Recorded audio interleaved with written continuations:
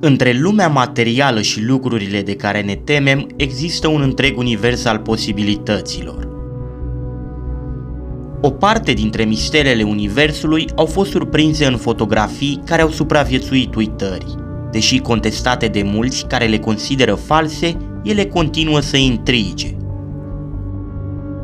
În episodul de astăzi o să vă prezint câteva fenomene stranii care au fost surprinse de camera video. Dar înainte de a începe, vă rog mult să nu uitați să apăsați butonul de like, să vă abonați la acest canal și să activați clopoțelul.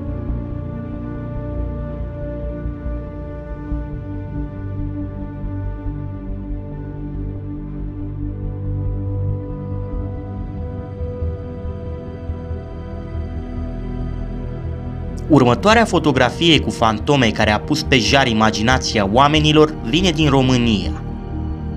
A fost realizată de o femeie de 33 de ani pe nume Victoria Iovan la hotelul Decebal din Băile Herculane și prezintă o figură înaltă înveșmântată în alb.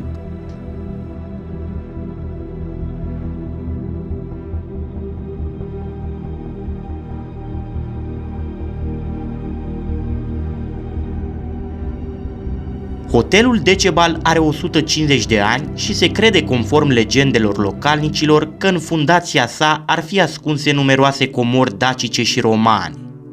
Hotelul a fost închis vreme de 5 ani pentru renovări, perioadă în care o serie de indivizi au încercat să facă săpături pentru a descoperi fabuloasele comori antice.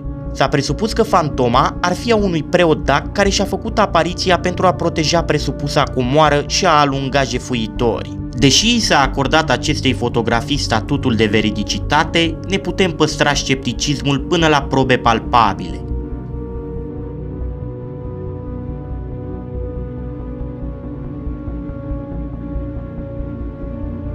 În urmă cu mai bine de 10 ani, un grup de prieteni au ieșit în natură cu cortul pentru a petrece o zi și o noapte.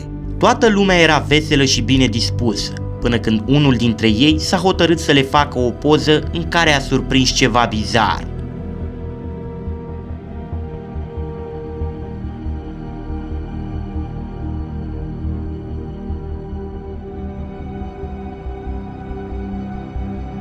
În imagine apare silueta translucidă a unui bărbat care seamănă foarte mult cu un soldat care ține în mână o armă.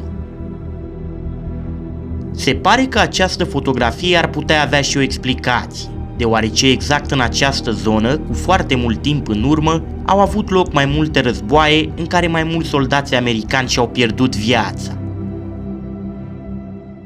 Probabil că silueta misterioasă din fotografie ar putea fi fantoma unui soldat care a pierit în război și nu a reușit să găsească calea către lumea de dincolo.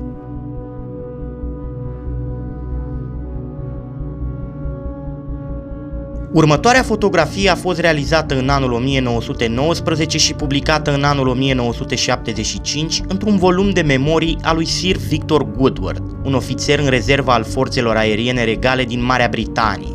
În fotografie este un portret de grup cu escadronul lui Woodward, care a avut baza la Daedalus și a luptat în primul război mondial. Intrigant în acest portret este chipul fantomatic care se observă în spatele lui Woodward.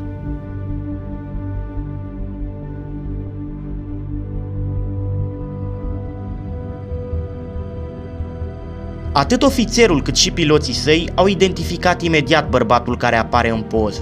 El este Freddie Jackson, un mecanic care lucra la baza Daedalus și care fusese sfârtecat într-un cumplit accident de elicea unui avion cu 2 zile înainte de realizarea fotografiei. Woodward își amintește că Freddie a fost înmormântat chiar în ziua în care a fost făcută poza. Dacă ar fi trăit, ar fi apărut cu siguranță în imagine pentru că Woodward a dorit atunci să își fotografieze tot escadronul. Urmau să plece pe front și nu se știa cine și dacă se va mai întoarce. Se pare că spiritul lui Freddy a ținut cont de dorința superiorului său.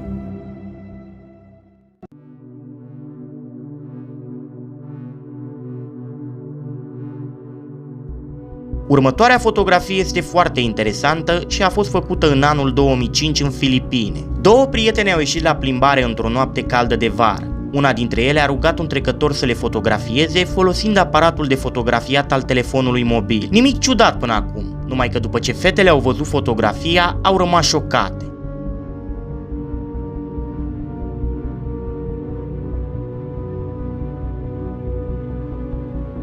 În fotografie apare o figură translucidă care pare să tragă de brațul uneia dintre ele. Bineînțeles, ar putea fi făcută în Photoshop, însă în acea perioadă acest mod de a truca fotografiile nu era așa dezvoltat, dar dacă poza este autentică, cu siguranță se califică drept una dintre cele mai bune fotografii cu fantome din lume.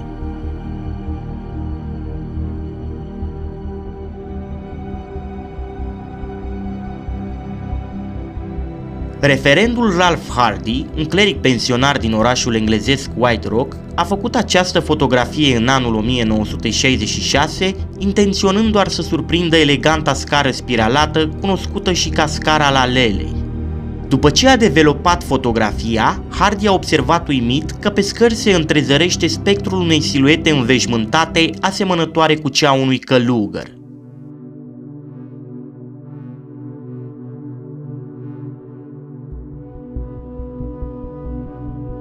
Câțiva experți foto de la Kodak au examinat negativul și au declarat că această fotografie este autentică, adică nu este un fake.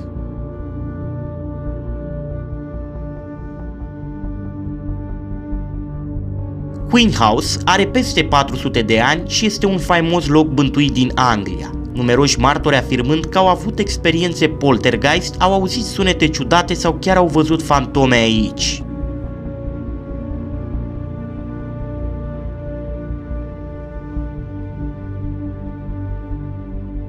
Pe 25 aprilie 2017, Hannah Simpson, de 23 de ani, fiica ei Ellen, în vârstă de 9 luni, și Lauren Johnson, de 28 de ani, călătoreau cu mașina în apropiere de Gainesville, Georgia. Pe drum, Hannah Simpson a pierdut controlul mașinii și a lovit frontal un alt autoturism. Accidentul în care au murit toate cele 3 persoane a provocat un ambuteiaj din cauza căruia Anissa Cannon, aflată la volan într-o altă mașină în drum spre birou, a întârziat la serviciu. Ca să-i dovedească șefului că ambuteiajul a fost cauza reală a întârzierii la locul de muncă, Anissa a făcut mai multe fotografii, iar într-una dintre ele a surprins ceva foarte ciudat.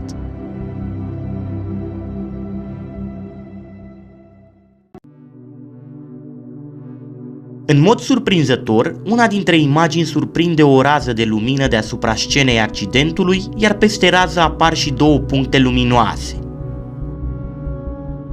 După ce a văzut fotografia, mătușa Anissei Cannon a căutat familia victimei și le-a arătat rudelor imaginea. Acestea au afirmat că preferă să creadă că fotografia arată cum sufletele se ridică la ceruri după tragedie.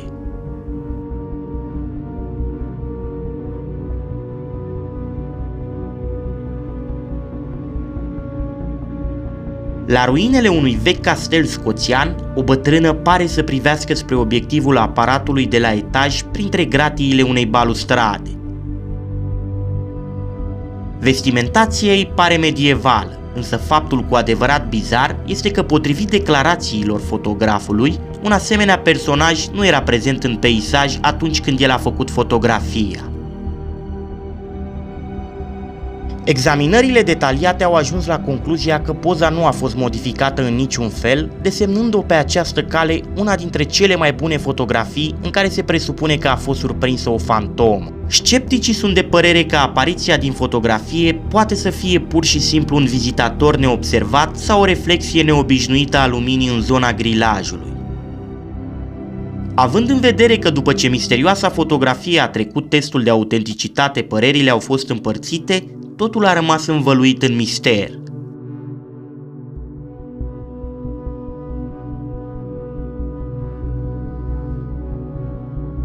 În următoarea fotografie avem o mamă fericită și fiul ei în grădina noilor case din Chicago.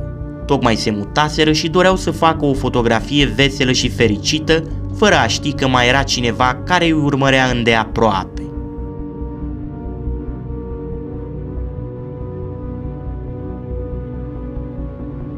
În fotografie apare figura translucidă a unei bătrâne care încă mai era în casă.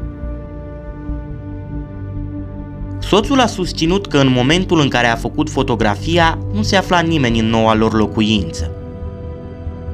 După o verificare mai atentă a imaginii, chipul unei bătrâne și al unui bulldog poate fi văzut în reflexia ușii.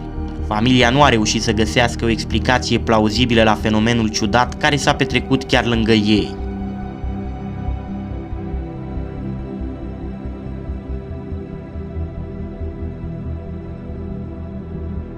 Cripta castelului Oxford din Marea Britanie este un loc învăluit în mister. Încă de când a fost construit în anul 1071, au existat numeroase relatări despre activitățile paranormale care au avut loc aici. Un caz celebru este cel al criminalei Mary Blandy, care a fost spânzurată în castel în anul 1752, iar de atunci fantoma ei este o prezență constantă a domeniului. În anul 1970, un grup de pușcăriași care erau închiși în beciurile castelului s-au plâns că nu pot dormi și că sunt îngroziți de fenomenele de poltergeist care au loc aici, acestea încetând numai după ce un grup de preoți a ținut acolo o slujbă de exorcizare. Nu în ultimul rând, câțiva membri ai echipei de filmare a peliculei Jaf în stil italian, care s-a filmat și aici, au auzit sunete ciudate și țipete dinspre beciurile castelului care erau încuiate de decenii. Pentru a pune capăt tuturor acestor speculații, custozii castelului au organizat Oxford Castle Unlocked, un eveniment în cadrul căruia au invitat vânători de fantome, sceptici și observatori cărora le-au dat acces liber peste tot și au provocat să descopere un fenomen paranormal. Nimeni nu s-a întors cu nimic remarcabil, cu excepția profesorului Kieran Brown, care a realizat în criptă o fotografie foarte ciudată.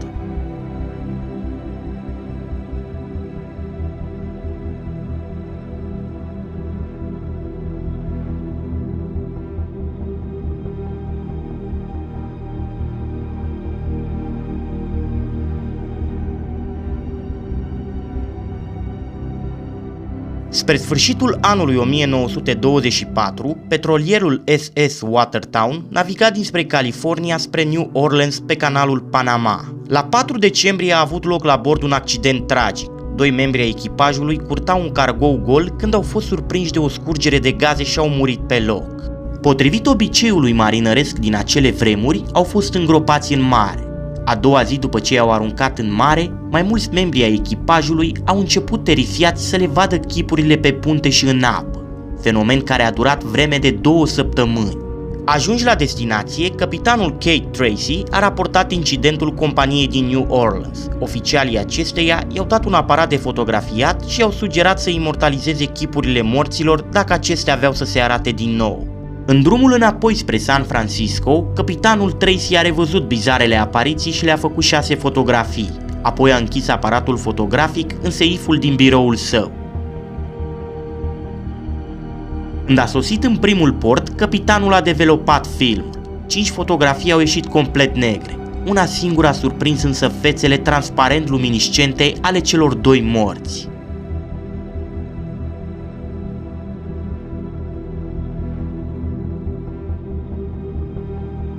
Dan Clifford, proprietarul unei cafenele vintage din Australia, a fost șocat când a văzut pe camerele de securitate, după închiderea locației, o siluetă feminină întunecată.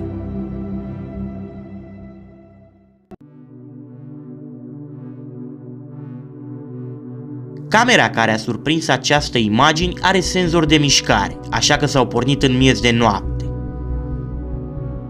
La început, Clifford a crezut că este vorba de un hoț, dar când s-a uitat mai de aproape, a văzut că figura era transparentă.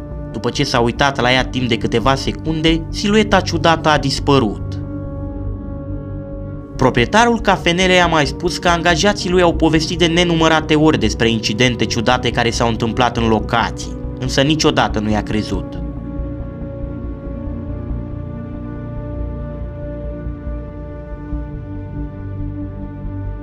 Una dintre cele mai populare și cunoscute fotografii cu fantome a fost surprinsă undeva prin Mexic.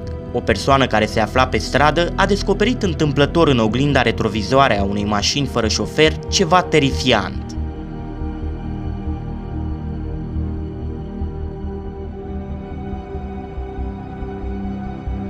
În oglinda retrovizoare apare un chip fantomatic, palid, cu ochii parcă ieșiți din orbite.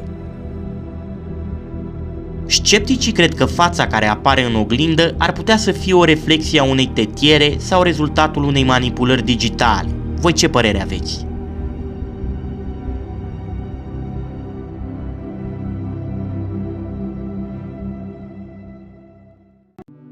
Un om de afaceri britanic a trăit experiența vieții lui.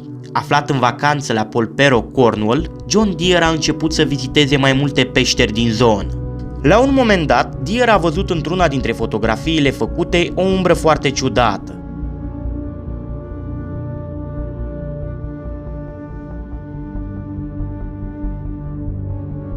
Bărbatul crede cu tărie că este vorba de o fantomă și nu vorbim de o simplă fantomă. Deer crede că e vorba de fantoma unui faimos pirat pe nume Willie Wilcox, despre care se spune că încă mai bântuie peșterile din Cornwall în căutarea comorilor pierdute.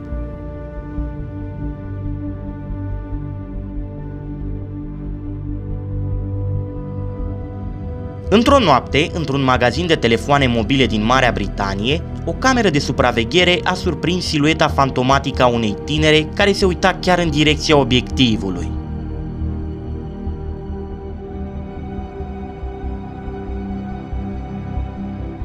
După ce poza a devenit virală pe internet, a stârnit multe controverse. Angajații magazinului nu au nicio explicație pentru prezența fetei și spun că la ora la care s-a făcut înregistrarea, magazinul era închis. Se pare că magazinul a fost ridicat pe locul unde cu foarte mulți ani în urmă a fost un orfelinat, iar localnicii cred că fantoma ar putea fi a unei fetițe care s-a prăpădit în acest loc.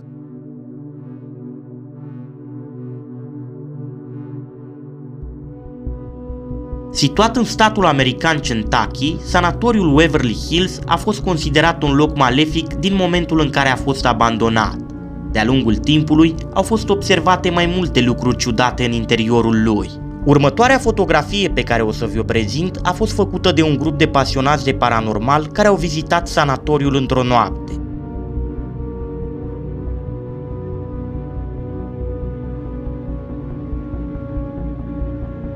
În imagine se poate observa silueta fantomatică a unei femei care se află pe un hol abandonat al spitalului. Misterioasa femeie pare a fi îmbrăcată într-un halat alb, la fel cum erau pacienții care au fost internați aici. Fake sau reală, fotografia este de-a dreptul înfricoșătoare.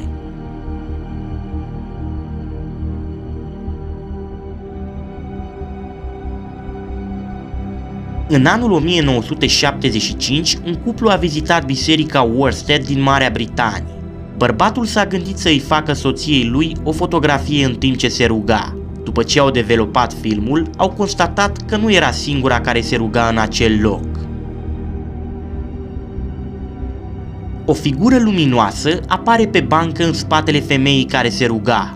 După ce au văzut fotografia, cuplul a luat acest lucru ca pe un semn divin, considerând că misterioasa apariție este un înger păzitor.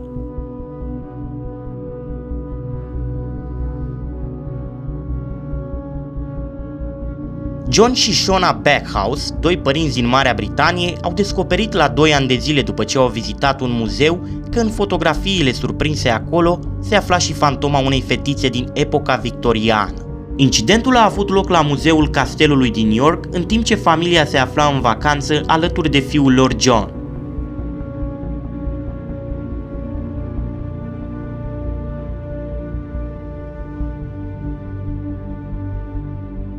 A fost destul să mă facă să devin paranoic. De fiecare dată când mă gândesc la aceste poze mi se face pielea de găină.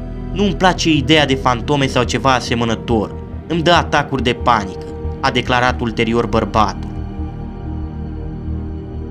Femeia a recunoscut că fantoma părea să-i fi urmărit de când au intrat în muzeu și până la ieșire. Mai mult, conducerea castelului spune că acesta a fost construit în locul unei foste închisori și pare să fie bântuit.